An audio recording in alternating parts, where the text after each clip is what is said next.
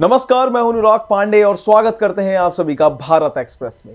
जिस तरह का माहौल हमें पूरे विश्व में देखने को मिल रहा है, जिस तरह का जो हम शुरुआत से देख रहे हैं कि जो सुपर पावर अमेरिका किस तरह से ईरान को दबाने की कोशिश में लगातार अपने सैन्य हमले किए जा रहा है। सिर्फ यही नहीं, मैं आपको बता दूं कि एक बार फिर से स्ट्रेट ऑफ हॉर्मुज, जहां से पूरी दुनिया में 20% से 30% के करीब तेल की सप्लाई के लिए जाना जाता है, उस पर एक बार फिर से हमला हुआ है। जी हाँ, ये वही एक जगह है जहां से पूरी दुनिया का जो इंपोर्ट एक्सपोर्ट होता है ऑयल को लेकर, क्रूड ऑयल्स को लेकर, उसी बारे में आज हम बात करेंगे कि उस हमले की वजह से भारत की इकोनॉमी पर और पूरे विश्व की इकोनॉमी पर क्या असर पड़ सकता है। एक तरफ जो सुपर पावर अमेरिका है उस पर कंट्रोल चाहता है, तो दूसरी तरफ जो ईरान है उसने पूरी तरह से ऐलान कर दिया है कि वो हमारा हिस्सा है। इन दोनों राइवलरी के बीच में जो सबसे ज्यादा असर पड़ रहा है वो पड़ रहा है जनता और देश की जेब पर।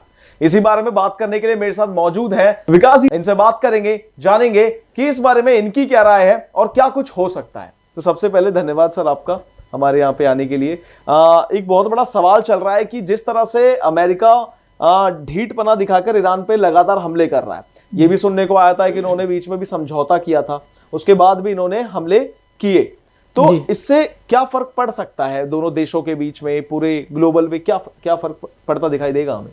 देखिए, पहले बात यह समझना कि यूएस ईरान के पीछे इस तरह हमलावर क्यों है जी, उसका क्या रीज़न बिहाइंड हो सकता है जी। जैसे आप दुनिया के सारे लोग ये जानते हैं कि यूएस अपना सुप्रीमेसी पावर मेंटेन रखना चाहता है। अब ईरान के पीछे क्या रीज़न है कि वो ताबड़तोड़ हमला, बार बार उनके पीछे सैंक्शन लगाना, उनके वॉर में उनको बार बार ढकेलना जी। किसी भी कंट्री जब वॉर में जाती है तो किसी का भला नहीं होता है, वो दोनों तरफ से लॉस होता है। अब हम एक कंपेयर कर रहे हैं ईरान और हम दूसरा बोल रहे हैं यूएस। तो क्वाइट ऑब्वियस, यूएस की economy is more than $30 trillion और ईरान की स्मॉल इकोनॉमी है। ये उनको ये बात मालूम है कि अगर किसी भी कंट्री को हम वॉर में डालेंगे तो उसका इकोनॉमिक डिस्टर्बेंस होगा। अब रही बात ईरान का, जहाँ पर यूरोपियन कंट्री हो और वेस्टर्न कंट्री यूएस हो, ये बात अच्छी तरह जानती है कि अगर हम ईरान को कंट्रोल में रखें सैंक्शन पे और उसके इकोनॉमिक को बार बार डिस्टर्ब करें तो कहीं ना कहीं उनके अदर इकोनॉमिक ग्रोथ, प्लस दूसरा उनका मेजर कंसर्न है ईरान के ऊपर वॉर रखने के लिए और सैंक्शन लगाने के लिए we have a nuclear weapon, nuclear programme जी। वो सब जानते हैं कि अगर ईरान अपना न्यूक्लियर प्रोग्राम डेवलप कर लिया है तो the Iran will be most आप ये बोल सकते हैं stable country in the middle east. हाँ, एक तरह से तो कहीं ना कहीं फिर मिडिल ईस्ट का वर्चुअस ईरान के पास होगा, जो शायद यूएस नहीं चाहता है, US and US allies countries. हाँ, वो क्लियर कहता है, तो क्लियर न्यूक्लियर वेपन आप नहीं बनाओ। हाँ जी, तो जी। और उनका कहना है कि इसका मे बी डिस्ट्रक्टिव पर्पस के लिए यूज किया जा सकता है, यूएस का कहना है। और ईरान का पॉइंट ऑफ व्यू कि हम अपना पीस एंड हार्मोनी को मेंटेन रखने के लिए हम न्यूक्लियर प्रोग्राम को कंटिन्यू करना चाहते हैं, we want to develop that one जी। दूसरा है कि अब यूरोपियन कंट्री हो गया और western and other allies countries. अब आपने कहा स्टेट ऑफ हार्मोस का, यस इज राइट कि रफली around 25 to 30% of petroleum products and crude oil from goes through the state of Hormuz. Yes जी। अब अगर उससे डिस्टर्बेंस होता है तो क्या कॉन्सिक्वेंसेस होते हैं? अब हर कंट्री ऑयल इंपोर्ट कंट्री है, which is necessity, energy is a necessity for all countries. तो जब हम इंपोर्ट करते हैं ऑयल तो उसके by product crude oil and other product हम डिपेंडेंट हैं जी। जब वो डिस्टर्बेंस, सप्लाई चेन डिस्टर्बेंस होता है तो उसकी असर हर प्रोडक्ट पे चढ़ता है, लाइक पड़ता है। नौ मैन्युफैक्चरिंग हो गया, आपका पेट्रोल क्रूड ऑयल का हो गया जहाँ पेट्रोल हम यूज़ करते हैं, गैसोलीन हो गया है, ट्रांसपोर्टेशन हो गए, तो वो एक सप्लाई चेन मेंटेन होता है। अगर वो स्टेट ऑफ हार्मोस पे अगर आप अटैक कर रहे हो तो वो जो लॉजिस्टिक सिस्टम है, जो सप्लाई होता है, वो डिस्टर्ब होता है। जहाँ डेली अगर फ्रिक्वेंटली हमको किसी कंट्री से अगर 10-15 दिन में एक शिप आता है, तो जब हम स्टेट ऑफ हार्मोस को ब्लॉक करते हैं या वहाँ डिस्टर्बेंस क्रिएट करते हैं तो वो फिर मे बी 30 डेज 40 डेज में आएगा या 20 डेज, तो वो डिले होगा। डिले होने का मतलब है कि हर कंट्री का ट्रेड डिले होना, क्योंकि आप बाय एंड सेल करते हैं, आप बनाते हैं, you also export the right. आप इंपोर्ट करते हैं क्रूड ऑयल, बट मैन्युफैक्चरिंग आपका क्रूड ऑयल पेट्रोलियम का जो यूज़ होता है व्हीकल में, तो कहीं ना कहीं वो supply chain and cycle maintain रहती है। डिमांड बढ़ जाएगी लेकिन सप्लाई कम रहेगी, तो इस वजह जी से बिल्कुल, बढ़ तो सकती है डिमांड एंड सप्लाई का खेल ही है जब हम बात करते हैं इन्फ्लेशन का। तो आप देखेंगे कि लगातार वो इन्फ्लेशन फिर बढ़ना स्टार्ट हो जाता है हर प्रोडक्ट का। अभी आप देखेंगे कि हमारा इंडिया के, जब आपने क्वेश्चन किया कि इंडिया पे क्या इम्पैक्ट पड़ता है जी, एक क्रूड ऑयल अगर डिले होता है, उसका प्राइस फ्लक्चुएट होता है, तो पहले आपके फिजिकल डिफिशिएंट पे इम्पैक्ट पड़ेगा क्योंकि आप इंपोर्ट कर रहे हैं, आपकी करेंसी पे फ्लक्चुएट होगा क्योंकि आपका जो फॉरेन रिजर्व्स है वो डिक्रीज होता है क्योंकि यू हैव टू पे मोर आपको, क्योंकि dollar value INR and dollar का जो वैल्यूएशन आता है वेरिएशन, तो कहीं ना कहीं लो वैल्यू होते रहता है रुपये का अगेंस्ट द डॉलर। तो दैट मीन्स अगर हम आज कुछ खरीद रहे हैं और वो इन्फ्लेशन हुआ तो हमें ज़्यादा रुपये देने पड़ेंगे $1 को परचेस करने के लिए। तो लेट्स अज्यूम अगर 10% में इन्फ्लेशन आता है तो that means you are paying more 10% unnecessary as a burden, and this burden get shifted to the people. आम जनता पे वो जो हम बोलते हैं ना महंगाई के मार, तो ये इन्फ्लेशन, ये हो गया एक मुद्दे पे। फिर आपका मैन्युफैक्चरिंग कॉस्ट, उसके भी प्राइस बढ़ेंगे क्योंकि आप पेट्रोलियम प्रोडक्ट यूज कर रहे हैं, तो सब प्रोडक्ट आप जो फिनिश गुड आते हैं जो यूज करते हैं लाइफ में, फिर उसके प्राइस बढ़ेंगे। तो बढ़ने का मतलब है फिर इन्फ्लेशन बढ़ना। तो फिर आप ये देखिए एक स्टेट ऑफ हार्मोस पे अटैक होता है जहाँ supply chain of logistic disturb होती है। क्रूड ऑयल का हो गया, पेट्रोलियम प्रोडक्ट हो गया, मिनरल्स हो गए, मेटल्स हो गए, इलेक्ट्रॉनिक गुड्स हो गए जो शिप के थ्रू होती है। अल्टीमेटली सारे तो शिप के थ्रू होते हैं मेजॉरिटी। वो अगर सप्लाई चेन उस स्टेट ऑफ हार्मोस का अगर बंद हो जाता है तो दैट मीन्स आपका सिर्फ एक क्रूड ऑयल की ही बात नहीं है, other segment product also get impacted. तो इम्पैक्ट होने का मतलब है डिले होना, कहीं ना कहीं आपकी इकोनॉमी पे हिट करता है। तो आपके जो ग्रोथ, इकोनॉमिक ग्रोथ होती है, जो गवर्नमेंट अपनी पॉलिसी बनाती है फिस्कल ईयर के लिए, तो कहीं ना कहीं वो फिर डिले होना शुरू हो जाता है। हम बोलते हैं ना आज हमारा ग्रोथ रेट में भी 5% है, 7% है, 8% है, व्हाट डज इम्पैक्ट? कहने का मतलब है कि हमारी कंट्री का ग्रोथ रेट 7, 8%, 9%, 10% के, I am just giving example. जब वो डिस्टर्ब होता है तो आपका नेचुरल ट्रेड फ्लो डिस्टर्ब हो जाता है, ठीक है, तो जिसके कारण आपका फिर इकोनॉमिक ग्रोथ कम डाउन हो जाएगा, इन्फ्लेशन बढ़ेगा। अब इन्फ्लेशन बढ़ने से बहुत नुकसान होते हैं। आपका मार्केट स्टेबिलिटी जो होती है कि अगर हम वॉर में जाते हैं तो कहीं ना कहीं फिर investors, FDIs, foreign institutional investor जो इंडिया में इन्वेस्ट करते हैं, तो उनको कहीं ना कहीं कॉन्फिडेंस लो होता है, जिसके कारण आप देखेंगे स्टॉक मार्केट में वॉलीटिलिटी ज़्यादा होती है। हाँ, कभी क्रैश हो जाता है, कभी कहीं प्रॉब्लम्स। बिल्कुल सही, एब्सोल्युटली। तो वो जो बड़े बड़े इन्वेस्टर्स होते हैं तो वो फिर अपना पुल मार्केट से पुल करना शुरू करते हैं पैसा, they go for other asset class like gold हो गया, या मे बी सोवरेन बॉन्ड हो गए, या डॉलर बॉन्ड हो गया, तो दूसरे इकोनॉमी में या दूसरे क्लास में शिफ्ट होना शुरू होता है। अब हम, लेकिन जब हम बात करते हैं मेजॉरिटी स्टॉक मार्केट देखिए, इसे one of the part of economy, is not the economy. तो एक स्टॉक मार्केट क्रैश होता है लेकिन परसेप्शन चेंज होता है, फियर क्रिएट होता है।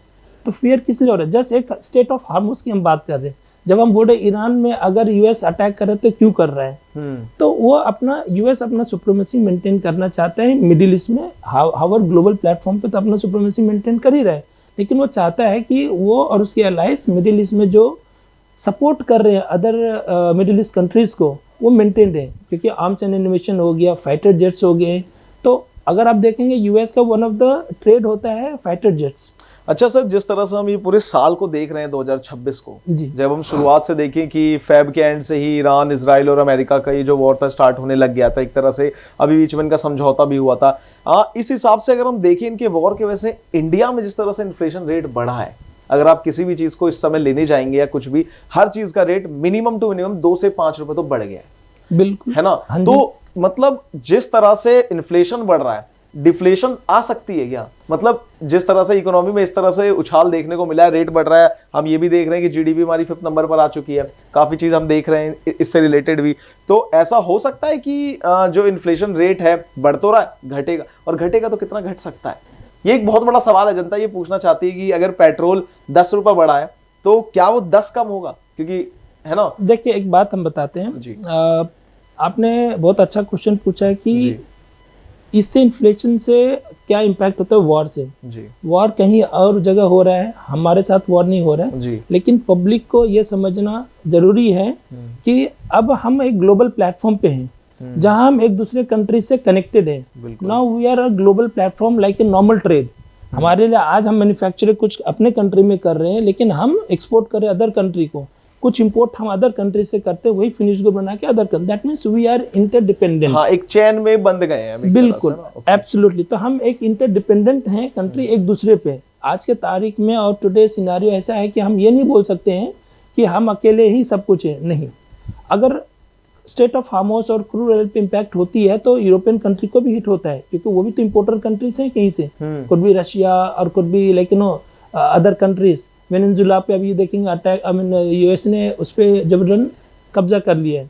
क्यों किया है? क्योंकि अपनी सुप्रीमेसी को मेंटेन करने के लिए, कहीं ना कहीं वो डॉलर को अपने आप को मेंटेन रखने के लिए किया जा रहा है, वो अपने जीडीपी को कंट्रोल में रखने के लिए किया जा रहा है, उसके बाद जो डेट बर्डन है उसको कम करने के लिए किया जा रहा है। पर ये बात इंडिया पे, जब हम इंडिया पे कैसे मार होती है, we are a major importer country crude oil, तो हम बाहर से ही मंगाते हैं और हम वी पे इन डॉलर्स। तो इसमें दो तरफा होता है कि हमारा फॉरेन रिजर्व डिक्लाइन होती है, हमारी करेंसी का लेकिन वेरिएशन होता है हेविली, दैट मीन्स डिप्रिशिएट होता है रूपी अगेंस्ट द डॉलर। वो हम पे इन्फ्लेशन की मार होती है, दोहरी मार, एक तो डॉलर करेंसी की मार होती है और एक जो प्राइस शूटअप होता है क्रूड ऑयल का, देखेंगे कभी $70 पर बैरल, कभी $80, कभी $100, कभी मे बी $110 पर बैरल। तो उसका कहने का मतलब ये है कि जो चीज़ आज $70 पे मिल रही है पर बैरल, वही just because of war now we are getting at less assume $90। So that means within a span just because of war हम 20% $20 पर बैरल हम ज़्यादा पे कर रहे हैं।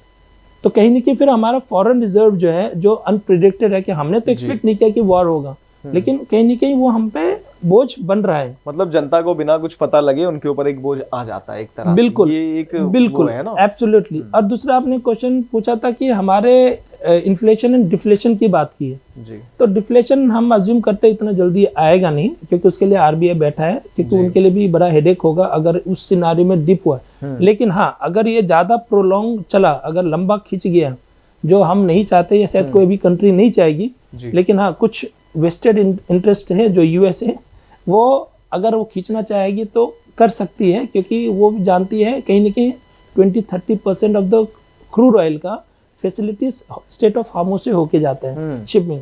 अब देखिए, इससे ये होता है कि आपकी शिपिंग इंडस्ट्री, इंश्योरेंस जो होते हैं वेसल के, वो प्रीमियम में शूटअप हो जाता है।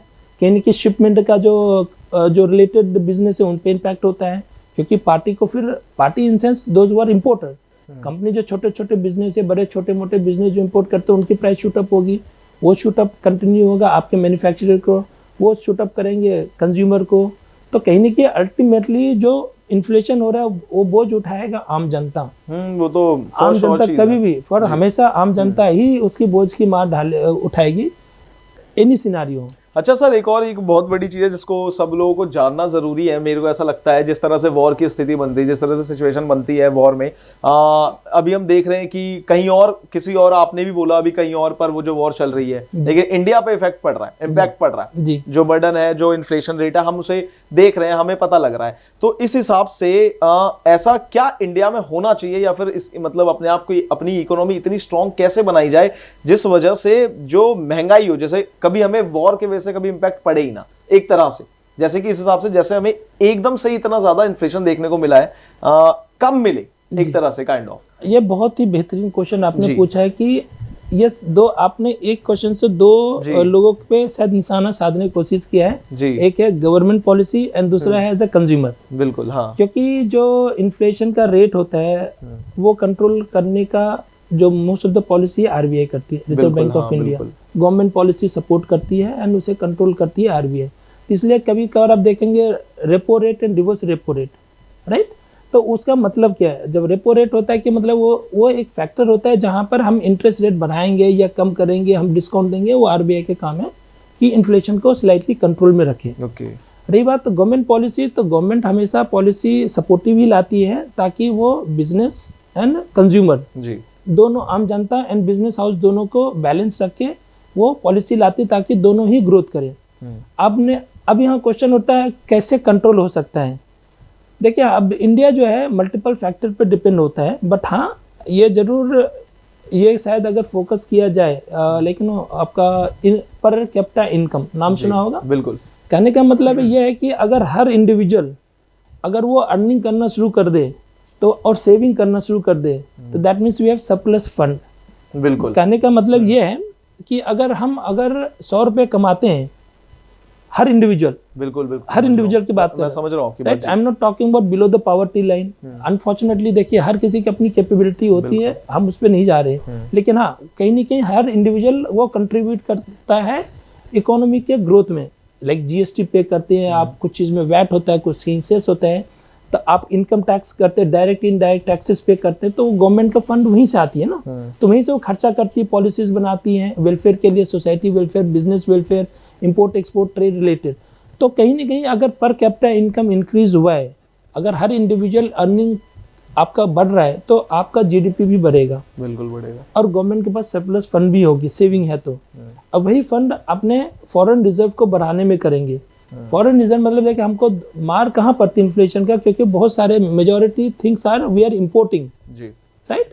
तो जब हम इंपोर्ट करते हैं तो हम डॉलर पे करते हैं ना। जस्ट इमेजिन करिए जब हमारे पास इनफ फंड है और हम डॉलर लेके बैठे हैं, देन कहीं ना कहीं demand and supply of dollar जो होता है वो पिक्चर कहीं नहीं रिड्यूस हो जाता है।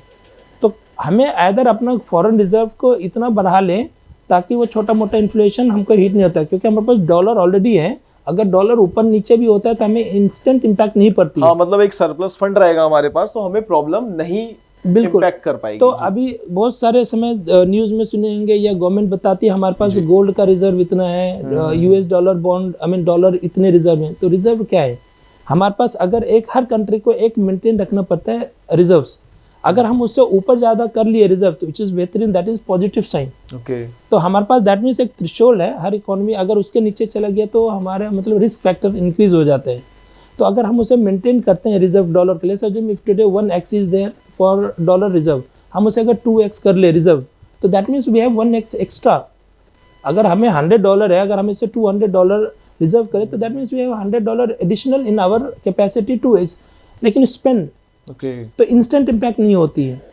इंस्टेंट इम्पैक्ट तब होती है जब हमको टेंशन क्रिएट कब होता है, जब हमारा एक लिमिट के नीचे रिजर्व नीचे आ जाते हैं, तब then is a risk for a country.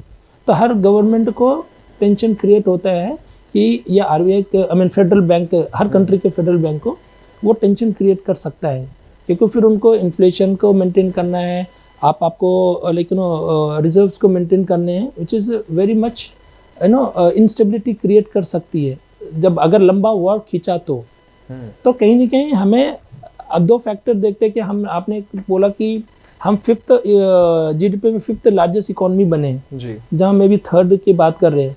तो हमें ये देखना है कि हर कंट्री का जो 3rd पे है उसकी लाइक पर कैपिटा इनकम क्या है। अगर हम रिवर्स कर दे population into per capita income, तो जस्ट इमेजिन करें are we matching on that per capita income और नॉट। अगर हम बात करें यूएस का, हम बात करें यूरोपियन कंट्री का, हम बात करें ले जापान का या सिंगापुर का या नॉर्वे का फॉर एग्जांपल, क्या वो कंट्री का पर कैपिटा इनकम ले लीजिए, those who are on 2nd position, 3rd position and 4th position, I am talking per capita income. Okay, अगर लेट्स अज्यूम उनका पर कैपिटा इनकम $10,000 है, सो दैट मीन्स $10,000 हम अगर 4th लार्जेस्ट इकोनॉमी है, 4th लार्जेस्ट, और हमारी पर कैपिटा इनकम में भी लेट्स अज्यूम $2,000 और $2,500 है, तो we have a huge gap. हाँ, बहुत बड़ा गैप है। करेक्ट। तो अगर हम अब अगर रिवर्स कैलकुलेट करते हैं, अगर जो हम let's assume 4th largest economy है और 3rd लार्जेस्ट इकोनॉमी जो है 3rd पोजीशन पे, अगर उसका पर कैपिटा इनकम एंड जीडीपी का अगर लेस अज्यूम कर लेते हैं, मे बी $5 ट्रिलियन है फॉर एग्जांपल, और हम लोग मे बी 4.9 है, still we are on 4th position, right. But उनका let's assume $10,000 per capita income है और हमारा फॉर एग्जांपल $2,500 पर कैपिटा इनकम है। $7,500 पर कैपिटा इनकम डिफरेंस है, जस्ट 0.1 लेकिन आपका $1 ट्रिलियन पे। अगर हम वो मल्टीप्लाई कर ले $7,500 difference amount with our population, imagine our GDP will be much higher than US. Yeah, absolutely, sir. Because we are having asset, और देखिए population is a big asset for any country and could be liability for any country as well. If we manage properly a population which is a young and dynamic population which is asset, but if we are unable to manage then it could be आप liability भी बोल सकते हैं। Okay. तो ये asset क्यों होते हैं? देखिए जापान का देख लीजिए, old age population. Russia is again in the big tension because of old age population. China is also struggling with the old age population. तो old age population का मतलब ये है कि working class of percentage working class of people is decreasing. Now who gonna give social security? Old age को आपको social security pension देना होगा, हेल्थ केयर फैसिलिटी देना, उनके खाने पीने का, क्योंकि वो कमा नहीं रहे। कमाने का तो 60 ईयर एवरेज है ना, जब हम कमा रहे हैं तो 60 जब एज होता है वो एवरेज है। अब अगर वो एज 70 हो गया, 65 हो गया, तब उनको कौन खिलाएगा? गवर्नमेंट का ही। अगर बच्चे नहीं खिला रहे हैं तो कहीं ना कहीं फिर गवर्नमेंट को ही खिलाना पड़ेगा। बिल्कुल खिलाना पड़ेगा। ऐसा तो गवर्नमेंट नहीं बोल सकते हम नहीं खिलाएंगे, हम छोड़ देंगे रोड पे से, correct, which is unethical and maybe illogical as well. तो जब हम बात करते हैं यंग पॉपुलेशन का, तो जब एक यंग पॉपुलेशन किसी भी कंट्री के लिए एसेट होता है एंड वो जब कंट्रीब्यूट करता है एज अर्निंग कैपेसिटी, तो हमारी जीडीपी मच हायर होंगे। देन हमारे जो आप सरप्लस की बात किया ना कि डॉलर क्यों ये फ्लक्चुएट होता है, जब हमारे पास सरप्लस इंक्रीज होंगे तो आई एम श्योर कि हम we are a stable country, it will not impact immediately and will have ample time कि अगर कुछ वार इधर होता है तो एक तरह से हम डैमेज कंट्रोल कर पाएंगे एक तरह से ना। जी बिल्कुल, ये मेरा मानना है। बड़े बड़े इकोनॉमिस्ट हैं, जो एडवाइजर्स हैं, जो गवर्नमेंट पॉलिसीज बनाते हैं, they are also working. I am sure different angle उनका भी अपने परसेप्शन होंगे, बट यस कहीं ना कहीं ये मेरा अपना खुद का मानना है। विकास जी से हमें बात करके पता लगा कि किस तरह से इकोनॉमी रेट को हमें समझना चाहिए, किस तरह से इन्फ्लेशन और डिफ्लेशन के लिए हमें खुद को सही तरीके से बचना चाहिए और क्या कर सकते हैं हमारे कुछ। बाकी इन तमाम जानकारियों के लिए बने रहिए हमारे साथ भारत एक्सप्रेस पर। धन्यवाद।